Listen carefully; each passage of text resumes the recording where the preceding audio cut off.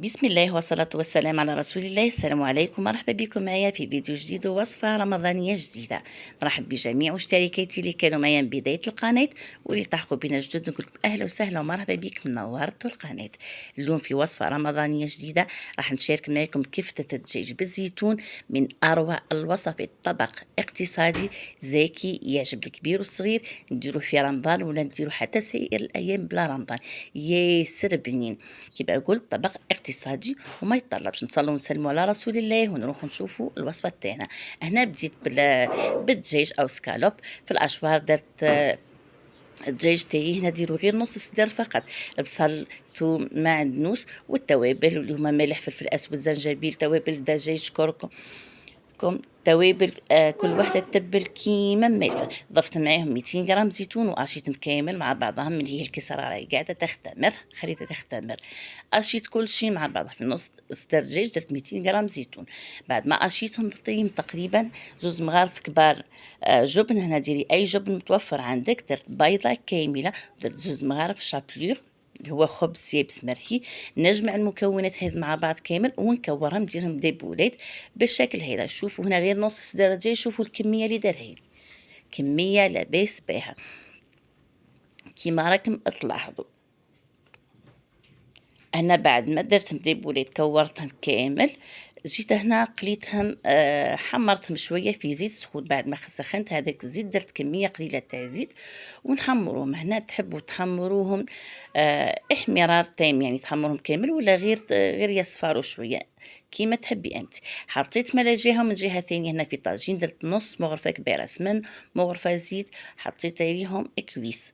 هنا حطي واش عندك دجاج ولا لحم كما تحبيها. قليته جيدا وضفت عليه البصل ونزيد نقلي جيدا. نقلو الدجاج تاعنا في الزيت والسمن مليح مليح، ومن بعد ضفت البصل. هنا ضفت بصله صغيره متوسطه عفوا اللي كنت قاشيتها وقليتها جيدا حتى يذبل البصل. ضفت الثوم وضفت التوابل، نفس التوابل اللي درتهم في الاشوار مع سكالوب. نقلي جيدا الدجاج تاعي مع هذوك التوابل حتى يتنكه بنكهه التوابل، ومن بعد نمرقوا بماء سخون، نغطوا عليه ونخلوا هذاك الكويس تاعنا يطيب. من جهة ثانية جبت هنا بول درت فيه نص كيس ماء، مغرفة مايزينا اللي هي نشا، صفار بيضة، وعصير نص حبة ليمون، نص حبة هنا بعد ما طاب لي هذاك الكويس جبت البول هذا درت فيه نص كيس ماء، مغرفة نشا وصفار بيضة، وجبت نص حبة قارص وعصرتهم جيدا وخلطتهم جيدا مليح مليح وضفتهم على هذاك المرق بالطريقة هذه. احنا نبقوا نخلطوا فيهم، نبقوا نحركوا حتى يختار هذاك المرق بالشكل هذا على نار قليله، ونبقوا نحركوا تحريك مستمر حتى يختار المرق. بعد ما اختار المرق كيما كنتوا تشوفوا ضفت له هذوك البولات تاع الدجاج. ضفت عليهم هنا ربع كيس كريم فريش ونحرك، خليهم تقريبا 2 ولا 3 دقائق ونطفي النار. والطبق تاعنا في شكله النهائي هذاك الكويس كنت حمرته. كما قلت ديروا اي قطعه تاع دجاج متوفره عندكم، كما تقدروا تستغنوا على الدجاج ديروا غير البولات فقط، لي بولات هذم فقط، وهذا ما كان. ضفت عليه شرائح الليمون وشويه معدنوس اللي كنت قصيته رقيق.